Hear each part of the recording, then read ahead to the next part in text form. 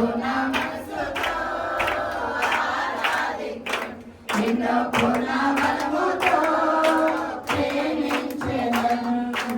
ఆరాధన ఆరాధన ఆరాధన ఆరాధన ఆరాధన ఆరాధన ఆరాధన ఆరాధన. హల్లెలూయా. నా మాట విని నన్ను పంపిన వాని యందు విశ్వాసం ఉంచువాడు నిత్య జీవము గలవాడు. వాడు తీర్పులోనికి రాక మరణములో నుండి జీవములోనికి దాటి ఉన్నాడని మీతో నిశ్చయముగా చెప్పుచున్నాను. చాలండి. దేవునికి మహిమ కలుగును గాక. వాక్యం ద్వారా దేవుడు మనతో మాట్లాడను గాక. ఆమేన్. నా మాట విని నన్ను పంపిన వాని యందు విశ్వాసముంచువాడు నిత్య జీవము కలవాడు. వాడు తీర్పులోనికి రాక మరణములో నుండి జీవములోనికి దాటి ఉన్నాడని మీతో నిశ్చయముగా చెప్పుచున్నాను. ఈ మాట యేసు ప్రభువారు స్వయంగా మాట్లాడిన యొక్క మాటలండి. ఏమంటున్నాడంటే ఆయన నా మాట విని, ఎవరి మాట అంట? దేవుని యొక్క మాట. దేవుని యొక్క మాట విని మనం జీవములోకి వెళ్ళాలంటే, నిత్య జీవంలోకి వెళ్ళాలంటే ఇక్కడ మనం దేవుని మాట వినాలి. అలాగే దేవుడు ఆయన్ని పంపించాడు, ఆయన మాట వినాలి. ఇప్పుడు చాలామంది యెహోవా దేవుడే దేవుడు కదా, మధ్యలో యేసయ్య దేవుడు ఎలా అవుతాడు అని కొంతమంది వాదించే వాళ్ళు ఉన్నారండి. అలాగే ఇంకొంతమంది ఉంటారు, ఇప్పుడు యెహోవా దేవుడేమో మళ్ళీ బట్టి లోపల పట్టుకొచ్చారా? ఓకే. యెహోవా దేవుడేమో యేసయ్యను పంపించాడు, యేసయ్య ఏమో మాలాంటి సేవకుల్ని పంపించాడు. ఇప్పుడు మనం ఎవరి మాట వినాలి చెప్పండి? దేవుడి మాట వినాలి. యేసయ్య మాట, యేసయ్య ఏమి మనకు చెప్పాడో అవి వినాలి. మీ మగవాళ్ళు కొంచెం ఎదరికి రండి, మీ కుర్చీలో కూర్చుంటుంది, ఎదరికి రండి. ఎవరిని పంపించాడో ఆయన మాట వినాలి. రెండవదిగా పంపిన వాని యందు విశ్వాసముంచువాడు నిత్య జీవము కలవాడు. వాడు తీర్పులోనికి రాక మరణములో నుండి జీవములోకి దాటి ఉన్నాడు. యేసు ప్రభువారిని ఎవరైతే నమ్ముతారో, యేసు ప్రభువారిని ఎవరైతే విశ్వసిస్తారో వారు మరణములోనికి రాక, క్షమించండి, తీర్పులోనికి రాక మరణము నుండి జీవములోకి దాటుతారు. అంటే చచ్చిపోరా అండి, బతికే ఉంటారా అని అడుగుతూ ఉంటారు కొంతమంది. మరణం అంటే ఏది చెప్పండి? మరణాన్ని బైబిల్ ఏది మరణమో తెలుసా? పాపములో ఉండడం మరణం. రేపు మనం ఈ శరీరం విడిచిపెట్టాక మన ఆత్మ నరకంలోకి వెళ్ళకుండా దేవుడు ఏం చేస్తాడంటే దాన్ని తప్పిస్తాడు. ఆయన వచ్చిందే మెయిన్ ఒక్కటే, అదే ప్రధాన కారణం. ఇక రెండవది మనం ఇల్లు కట్టుకోవడం, పిల్లల్ని కనడం, పెళ్ళిళ్ళు చేసుకోవడం, ఉద్యోగాలు, వ్యాపారాలు, ఇవన్నీ కూడా రెండవది. ఫస్ట్ది వచ్చింది కారణం దేనికైనా చెప్పట్లే ఎవరు? మనల్ని విడిపించడానికి, మరణము నుండి తప్పించడానికి. ఇప్పుడు మనందరం కూడా ఇది ఆలోచన చేయాలి. అంత్యదినాల్లో ఉన్నాం, కరోనా అంటున్నారు. మళ్ళీ ఎంతోమంది బాప్తిజం పొందకుండా విశ్వసించి చనిపోయిన వాళ్ళు ఉన్నారు. కొంతమందికి దేవుడు తెలియకుండానే చనిపోయిన వాళ్ళు ఉన్నారు. మరి వాళ్ళ పరిస్థితి ఏంటి అంటే చెప్పలేము. కానీ ఈరోజు మనకు అవకాశం ఉంది. ఈ అవకాశాన్ని ఎంతమంది వినియోగించుకుంటున్నాం? ఇప్పుడు ఆమె పేరుంది బేబమ్మ గారు ఉంది, ఆమె బాప్తిజం తీసుకోలేదు. ఇప్పుడు ఆమెకు బాప్తిజం అవసరమా కాదంటారా చెప్పండి? అవసరమేగా. కొంతమంది ఇంకా ఏముందలండి ఆమె తీసుకొని చేసే భక్తి ఏముంటుందండి అనుకోకూడదంట మనం. ఎందుకంటే ఆమె ఆత్మ దేవుడికి ఇంపార్టెంట్. ఆమె శరీరం, ఆమె వయసు దేవుడికి అవసరం లేదు. ఆమె ఆత్మ దేవుడికి ఇంపార్టెంట్. ఆమె ఎప్పుడైనా కూడా బాప్తిజం తీసుకోవాలి. యేసయ్యను నమ్మి, యేసు ప్రభువారు నన్ను విడిపించడానికి వచ్చిన నిజమైన దేవుడు అని నమ్మి బాప్తిజం పొందితే ఆమె ఆత్మ ఏమైపోద్ది? పరలోకం వెళ్తుంది అనమాట. ఇక్కడ అదే చెప్తున్నాడు. యేసు ప్రభువారిని నమ్మి ఎవరైతే బాప్తిజం పొందుతారో, అలాగే విశ్వాసం ఉంచి ఆయన్ని అంగీకరిస్తారో దేవుడిగా, వాళ్ళంట తీర్పులోనికి రాక. అంటే ఇప్పుడు మనకు దీన్ని బట్టి ఇంకోటి అర్థం అవుతుంది. ప్రతి ఒక్కరికి తీర్పు ఉంటుంది. ఏముంటుంది చెప్పండి? తీర్పు. అంటే ఇప్పుడు జడ్జి గారి ముందు ప్రతి ఒక్క ఎవరి నుంచి ఉంటారు? తప్పు చేసిన వాళ్ళు మాత్రమే ఆ కేసు ఎవరైతే ఉన్నారో వాళ్ళు మాత్రమే వెళ్ళాలి. అందరం వెళ్ళిపోదాం ఆయన దగ్గరికి. మనకు సంబంధం లేకపోతే మనం తీసుకెళ్ళరు కదా. కానీ మనకు సంబంధం ఉందనుకో, ఖచ్చితంగా వాళ్ళు ఐఏఎస్ అయినా, వాళ్ళు ఒక గొప్ప వాళ్ళైనా, ఆ కేసులో ఇన్వాల్వ్ అయిన వాళ్ళు ఎంత పెద్దవాళ్ళైనా, ఆ కేసు వాళ్ళదైతే వాళ్ళు ఖచ్చితంగా జడ్జి ముందు నుంచొని సమాధానం చెప్పాలంట. ఎందుకు ఆ టైంలో అక్కడ ఉన్నావు, ఎందుకు వెళ్ళావు నువ్వు, ఏం జరిగింది అక్కడ, ఇవన్నీ వివరణ జడ్జి అడుగుతుంటే, లాయర్ అడుగుతుంటే సమాధానం ఎలా చెప్పాలో రేపు ఒక రోజు ప్రతి ఒక్కళ్ళకే ఉందని మీ అందరికీ తెలుసా? ఎంతమందికి తెలుసు తీర్పు ఉంది మనకని? తీర్పు లేదనుకొని కొంతమంది వాళ్ళకి నచ్చినట్టు చేసేస్తారు. హృదయంలో కొన్ని ఆలోచించుకుంటారు, కపటంగా కొన్ని ఆలోచిస్తారు, ఇది ఎవరికి తెలియదులే అనుకుంటారు. రేపు దేవుడు అడుగుతాడు, నువ్వు పలానా రోజు పలానా వాళ్ళని హృదయంలో చాలా చిన్నతనంగా చూసావు కదా, పలానా రోజు పలానా వాళ్ళని హృదయంలో తిట్టుకున్నావు కదా అని అడిగితే అప్పుడు మనం లెక్క చెప్పాల్సిందేనంట. అవును ప్రభా అని చెప్పాలి. ఎందుకంటే ఆయన హృదయంలో ఉన్నాయని ఆయనకి తెలుసు. అందుకే హృదయంలో కూడా ఎవరి గురించి తప్పుగా మనం అనుకోకూడదు. పైకంటే అమ్మో ఎవరన్నా చెప్తారేమో ఇని, ఎవరినన్నా తిట్టుకున్నాం అనుకో, ఎవరి గురించి అన్నా మాట్లాడుకున్నాం అనుకో, ఒక భయం ఉంటుంది, చెప్పకే మళ్ళీ తర్వాత వాళ్ళకి అంటారు. కానీ అక్కడ దేవుడికి అన్నీ తెలుసు, హృదయంలో కూడా తెలుసు. కొంతమంది ఏం చేస్తారంటే ఎందుకులే నోటుతా అంటే మళ్ళీ వీళ్ళు ఎవరన్నా చెప్తారేమో అని హృదయంలోనే వాళ్ళ గురించి తప్పుగా ఆలోచిస్తాం, తప్పుగా అర్థం చేసుకోవడం, అపార్థం చేసుకోవడం హృదయంలో చేస్తూ ఉంటారు. ఈ హృదయాన్ని ఎరిగిన దేవుడు రేపు అడుగుతాడంట, నేను నువ్వు పలానా వాళ్ళ గురించి తప్పుగా ఎందుకు ఆలోచించావు. అక్కడ తెలుసు, వాళ్ళకి పరిస్థితి తెలుసు, అయినా కూడా అపార్థం చేసుకుంటారంట. నాకు కోపం వచ్చి ఇసుక్కున్నానండి మనసులో, క్షమించండి అని అడిగిందంట. ఎందుకు రేపు లెక్క చెప్పాలిగా దేవుడికి. మనమైతే అసలు ఏమీ ఉండవు. డైరెక్ట్గా తిట్టినా కూడా అమ్మ క్షమించమ్మా అని అనడానికి ఎంత అహం అడ్డొచ్చిద్దో. డైరెక్ట్గా తప్పుగా మాట్లాడినా కూడా వాళ్ళు ఒకవేళ ఫీల్ అవుతున్నారని తెలిసాక దాని గురించి మాట్లాడడానికి వెళ్ళి ఓకే సారీ, ఏమనుకో కోపంలో అన్నాను, సరే నీకు తప్పుగా అర్థమైందేమో, సరే నేను ఆ ఉద్దేశంతో అనలేదు అని వాళ్ళకి చెప్పడానికి కూడా అహం అడ్డొచ్చింది. నా తప్పేం లేదు అనే ఒక మెంటాలిటీ. కానీ దేవుడికి రేపు లెక్క చెప్పాలి. ఆయన అక్కడ ఒప్పిస్తాడు. అక్కడ ఒప్పుకుంటే ఎలా ఉంటుందో తెలుసా, మనకి ఇక్కడ వచ్చే కృప పోద్ది. ఇప్పుడే ఒప్పుకున్నాం అనుకో, ఆయన కృప పొందుకుంటాం, మనం తీర్పులోకి వెళ్ళాం. రేపు ఆయన ముందు నిలబడవలసిన అవసరం మనకు ఉండదు. ఇక్కడే ప్రతిదీ ఒప్పేసుకోవాలి.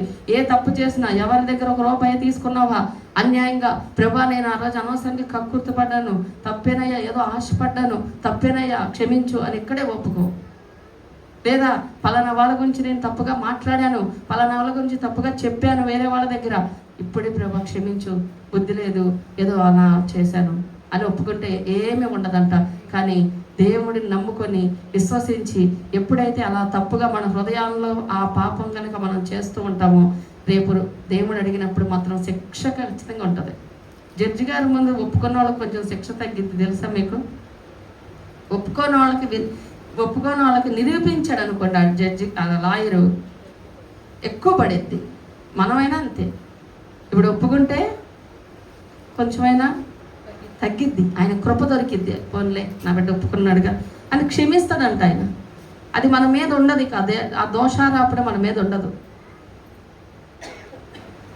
అలా కాకుండా ఆయన రేపు ఒప్పిస్తే మనల్ని, మనం ఏం చేస్తున్నాం మనకు తెలుసు, ఎంతమందిని తిట్టుకుంటామో తెలుసు, ఎంతమంది గురించి తప్పుగా మాట్లాడదామో తెలుసు, ఎంతమంది గురించి మనం తప్పుగా వేరే వాళ్ళకి చెప్తామో తెలుసు. లేదా ఏదో ఒకటి ఒక రూపాయి ఎక్కువ వస్తుందిగా, అది వాళ్ళకి తెలియదుగా, నేను తెచ్చాగా కష్టపడి, సర్లే నొక్కేయడం, ఇలా ప్రతిదీ ఏదైనా సరే తప్పే. యథార్థంగా మనం ఉండాలి ఎప్పుడు కూడా. మన యథార్థతను బట్టే దేవుడు మేలు చేస్తాడు. హల్లెలూయా. ఎందుకంటే రేపు దేవుడికి లెక్క చెప్పాలి. ఇప్పుడు మనకి కొంత అమౌంట్లు పంపిస్తున్నారు పాపం ప్రేమతో చాలామంది. ఆ ఎక్కువగా మరి సంజయ్ వాళ్ళ అకౌంట్లోనే వేస్తారు వాళ్ళు. ఆమె నమ్మి, ఆమె ఎవరు వేసినా వెంటనే ఫోన్ చేసి చెప్పింది నాకు, అమ్మ పలానా వాళ్ళు ఇలా వేశారు, దీనికోసం వేశారు అని చెప్పింది. ఇప్పుడు ఆమె అనుకోవచ్చు ఎంతో కొంత అసలు చెప్తున్నా, నొక్కేసే బలవంతు అనుకోండి. ఏంటి పరిస్థితి?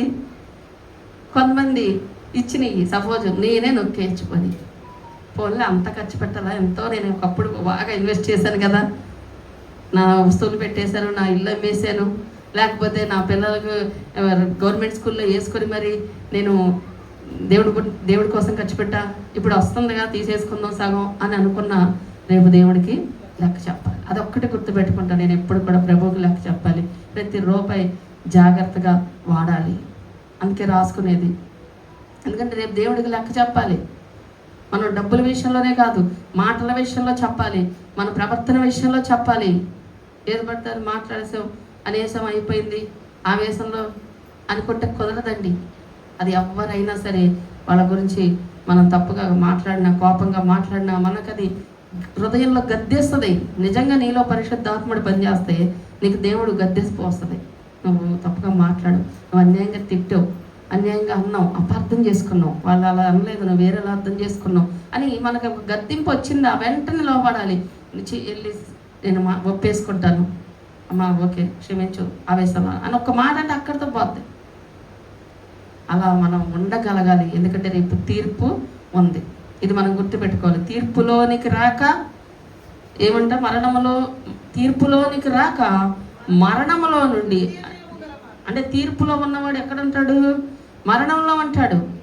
అంటే మరణం అంటే ఇంక వాడికి నరకం, వాడికి ఇంకా పరలోకి వెళ్ళే అవకాశం ఉండదు. ఎందుకంటే వాడి మీద అన్ని కేసులు ఉంటాయి, అన్ని ఆరోపణలు ఉంటాయి, దేవుడు వాడిని లెక్క అడుగుతుంటే అన్ని రుజువు అవుతా ఉంటే ఇంకా వాడు ఏం వెళ్తాడు? ఇక్కడ అందరూ మంచి వాళ్ళమే, ఇక్కడ అందరూ కూడా అమ్మో ఎంత ప్రార్థన చేసిద్దో ఆ సిస్టర్, అమ్మో ఎంత బాగా పాటలు పాడతారు, అమ్మో ఎంత యథార్థంగా ఉంటారు అనుకుంటాం.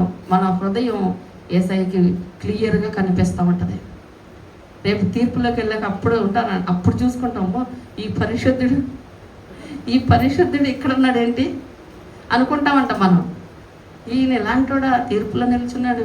ఇప్పుడు సపోజ్ ఎవరైనా కొంచెం పేరు ఉన్న వాళ్ళు మంచోళ్ళు కేసు మీద జడ్జి గారి ముందుకు వచ్చారనుకో, మనం ఏమనుకుంటాం? అమ్మో వీళ్ళ మీద అంత పెద్ద కేసా అనుకుంటాం కదా. రేపు అక్కడ చూసుకుంటారు ఒక్కొక్కళ్ళు. ఇక్కడ అందరం దొరలవే, దొరకం కదా ఎవరు, కానీ అక్కడ మాత్రం తప్పించుకునే అవకాశం లేదు. కాదు ఇక్కడ ఒక ఛాన్స్ మనకు ఉంది. ఏంటంటే మనం ఒప్పుకుంటే ప్రభా నేను పాపనే ఒప్పుకుంటున్నారా? అందరూ రోజు ఒక్కరోజైనా ఒప్పుకుంటూ ప్రార్థన చేస్తున్నారా? అందరం పరిశుద్ధులం కాదు, అందరం మంచి వాళ్ళం ఏమాత్రం కాదండి. ఖచ్చితంగా ఏదో ఒక లోపం, పాపం మనలో ఉంటుంది, ఒప్పుకోవాలి. అలాగే తీర్పులోనికి రాక మరణములో నుండి జీవములోనికి దాటి ఉన్నాడని మీతో నిశ్చయముగా చెప్పి ఉన్నాను. 2 కొరింథీ 5:10 ఒకసారి చదవండి. 2 కొరింథీ 5:10.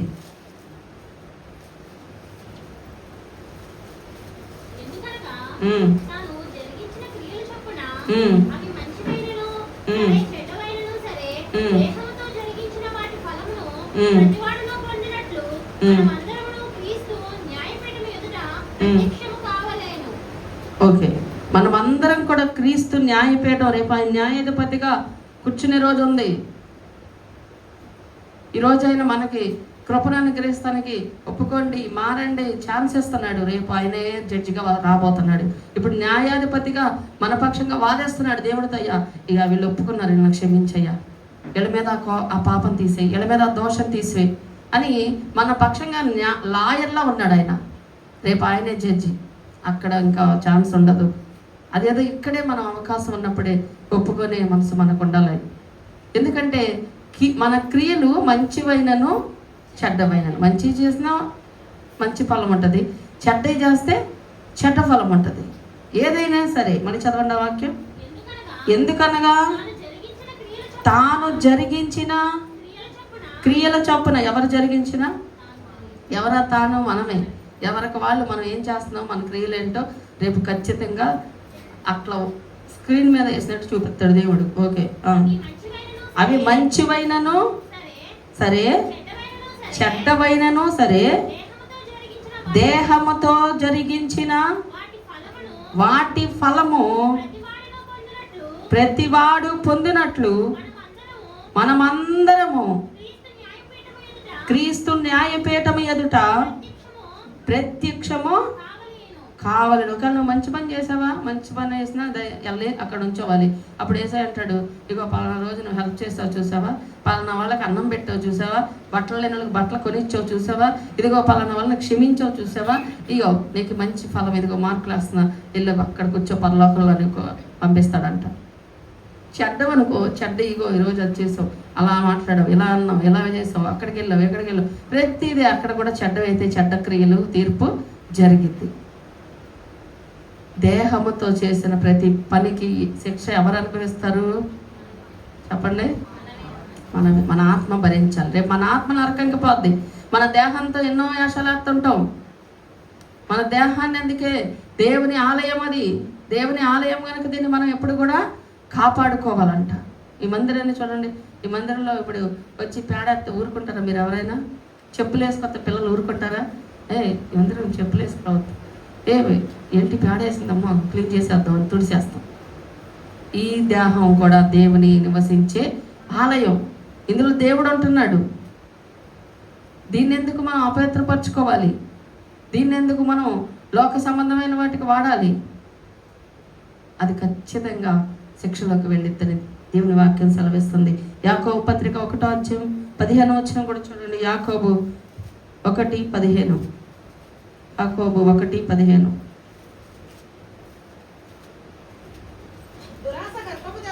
దురాశ గర్భము ధరించి పాపమును కనగా పాపము పరిపక్వమై మరణమును కన్ను. ఓకే, ఒక్క నిమిషం. ఎలా మనం పాపం చేస్తామంట? దురాశ. ఈరోజు చాలామంది దేహాలతో దురాశ ఒకటి బయలుదేరుతుంది. ఏమిటా దురాశ? ఏదో ఆకర్షిస్తారు. మందు ఆకర్షించింది, సిగరెట్ ఆకర్షించింది, మత్తు పదార్థాలు ఆకర్షిస్తున్నాయి. ఈ మధ్యన డ్యాన్సులు అంట, క్లబ్బులకి వెళ్ళి డ్యాన్సులు ఆకర్షిస్తున్నాయి. అదేమంటే వాళ్ళు అదొక స్టైల్ అండి, అది తప్పేముంది అంటున్నారు. అంటే పాపం కూడా తప్పేముంది అనే స్థాయికి మానవుడు దిగజారిపోయాడు. ఆ తప్పేంటి? తాగితే నేను తాగుతున్నా, నా ఒళ్ళు పాడైద్ది, నా కిడ్నీ పాడైద్ది, నా లివర్ పాడైద్ది, నా కుటుంబం పాడైద్ది, నీకేంటి మధ్యలో అంటున్నారు ఎవరన్నా చెప్తే. ప్రతిదీ మన దేహంతో మనం చేసే ప్రతిదీ శిక్ష మనకే. ఎందుకు అంటే దురాశ. ఒక ఆశ, మన ఆశ మంచిదై ఉండాలి. మంచిగా ఉండాలని ఎందుకు కోరుకోవు? మంచిగా బ్రతకాలని, నాకు జయించాలని ఎందుకు కోరుకోవు?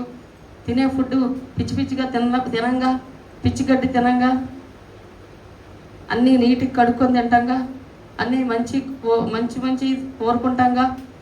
అలాగే ఈ దేహానికి మంచి క్రియలు మనం పాటించగలగాలి. ఈరోజు నేను ఈ క్రియ చేస్తే రేపు తీర్పులోకి వెళ్తానేమో, రేపు న్యాయపీఠం మీద ఉంచవాలేమో.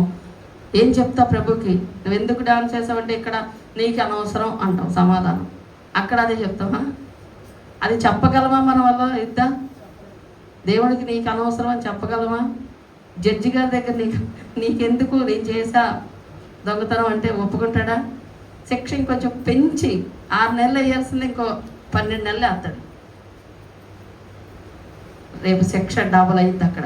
మనం ఎక్కడే ఒప్పుకుంటే, ప్రభు నేను వ్యభిచారం చేశాను, నా దేహంతో, నా ఆలోచనలు, నా హృదయం వ్యభిచారంగా నేను ఆలోచిస్తున్నాను, నా దేహంతో, లేదా ఇగో తాగుబోతుల విందులు నేను చేయాలనుకుంటున్నాను, తాగాలనుకుంటున్నాను, ఇదిగో ఈ కైనీళ్ళు వేసుకొని నా దేహాన్ని, నీ ఆలయాన్ని పాడు చేస్తున్నాను ప్రభా అని ఒప్పుకునే మనసు ఉంటాను. ఈరోజు అవి ఒప్పుకోకే చాలామంది, అమ్మో మా వల్ల కాదు, యేసు ప్రభువులకు ఫస్ట్ బాగానే వస్తున్నారు, చాలా ఆసక్తిగా వస్తున్నారు. అమ్మో దేవుడు చాలా గొప్పవాడండి, దేవుడు చాలా పరిశుద్ధుడండి, దేవుడు చాలా మాకు మేలు చేశాడండి. మేలు పొందుకుంటున్నాక వీళ్ళకి లోకం కావాల్సి వస్తుంది, లోక ఫ్రెండ్స్ కావాల్సి వస్తున్నారు, తాగుబోతులు విందులు కావాల్సి వస్తుంది, ఆ లోకం వీళ్ళకి ఆనందాన్ని ఇస్తుంది, మజా ఇస్తుంది, వెళ్ళిపోతున్నారు. ఇక్కడ నచ్చట్లా, ఇక్కడ రూల్స్ నచ్చట్లా. ఇలా ఉండకూడదు, అలా ఉండకూడదు, అది చేయకూడదు, ఇది చేయకూడదు. అబ్బాయి ఎవరు పడతారు? లోకంలో చూడండి ఎంత ఎంజాయ్ చేస్తున్నారు అందరూ. ఆ ఎంజాయ్ అంతా పోగొట్టేసుకోవాలా? దేవుడు మనకి ఇచ్చేది ఒక్క జీవితమే కదా. ఆ ఒక్క జీవితాన్ని మూలన్న ముసలంలో కూర్చోమంటారా? ఏమి వద్దని మేము ఎంజాయ్ చేస్తాం అని అనేవాళ్ళు ఎక్కువైపోయారు. పాపం విచ్చలవిడిగా పెరిగిపోయింది. అందుకే భయంకరమైన తెగుళ్ళు, ఈ కరోనాలు కావచ్చు, ఇంకోటి కావచ్చు, తెగులు వచ్చిందంటే అంటుకొని ఎన్ని వేల మంది చచ్చిపోతున్నారో తెలియట్లా. దురాశ గర్భము ధరించి, దురాశ ఎప్పుడైతే చూస్తామో అది ఏమైందంట? గర్భము ధరించింది. ఏదైనా చూశాక నిగ్రహించుకునే శక్తి ఉంటే ఏ ప్రాబ్లం ఉండదు. కానీ కొంతమందికి చూశాక అది కావాలనిపిస్తుంది, అది వదలలేమనిపిస్తుంది. అప్పుడు దాన్ని చేయించలేక అది ఏమైంది? కడుపు వచ్చింది. కడుపు వచ్చినమ్మ ఏం చేయాలి? కనాలదా వద్దా? తప్పదు కదా, కనాలి. మన పాపం మనం ఎప్పటికైనా ఏం చేయాలి? మూసి కంటాం, దురాశ గర్భము ధరించి తర్వాత ఏంటంటే చదవండి. పాపములు కనుక పాపము కనగా పాపము పరిపక్వమై పెరిగి కనుక మరణం కను. ఈరోజు మనం చేసే ఈ పాపం సరదాగా ఉంటుంది, ఎంజాయ్గా ఉంటుంది, మజాగా ఉంటుంది, చాలా బాగుంటుంది. కానీ రేపు ఫలము కూడా భయంకరంగా ఉంటుందంట. అందుకే మనం దేవుడి బిడ్డలైన మనం వాక్యం వింటున్న మనం దేవుని భయం అనేది మనం కలిగి ఉండాలండి. ఏం మాట్లాడుతున్నాం, ఎక్కడికి వెళ్తున్నాం, ఏం తింటున్నాం, ఎలా చూస్తున్నాం, ఏం చేస్తున్నాం, ఈ భయాన్ని ప్రతి ఒక్క విశ్వాసి కనుక కలిగి ఉంటే రేపు తీర్పులోకి వెళ్ళాలి. రేపు జడ్జిమెంట్ రోజు ఉంది. ఆ జడ్జిమెంట్ రోజు నేను దేవుని దగ్గర నిలబడి ఏం చెప్తా సమాధానం అని ఒక భయం ప్రతి ఒక్కరిలో ఉండాలి. ఒక అహం పక్కన పట్టి క్షమాపణ అడగడానికి ఏమాత్రం వెనకాడకూడదు. దేవుని బిడ్డలైన వాళ్ళు తగ్గించుకోవడం అంటే కింద కూర్చోవడం కాదు, కానీ ఒక మెట్టు దిగడం, ప్రతి విషయంలో ఒక మెట్టు దిగడం. హల్లెలూయా. అక్కడక్కడ పెట్టుకుంటాడు. ఒకటి మనం పడుకోలేదు.